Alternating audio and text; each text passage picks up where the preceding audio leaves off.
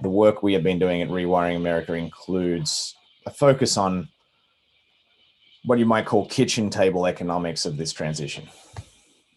And I think that's exciting because historically the conversation about climate change and how do you fix it sounds like shutting down coal plants and fracking bans.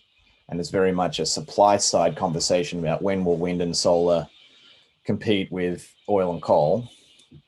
And really that's only, maybe a third of the story. We have to transition the demand side of our energy infrastructure at the same rate we transform our supply side.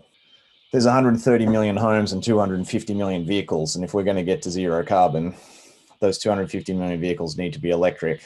And those 130 million homes need to not burn natural gas for their heating and cooking systems, not burn propane or heating oil.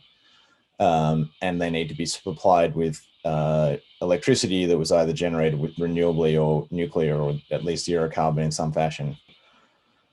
There's only a small number of activities in your life that create carbon, and only a small number of machines in your life as an individual that emit carbon. So it's the cars in your driveway, it's the furnace in your basement, it's how you heat your hot water system, it's the induction stove in your kitchen, it's the electric clothes dryer in your basement that may be natural gas today. So when you think about those items, and then it's what's on your roof, if you were going to include rooftop solar, that's a pretty short list of things that people buy about once every 10 years.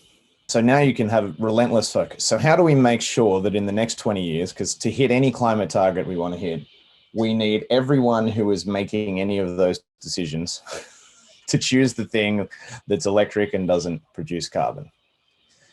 So I actually think that's a really nice way to get to a retail climate politics that people can get behind.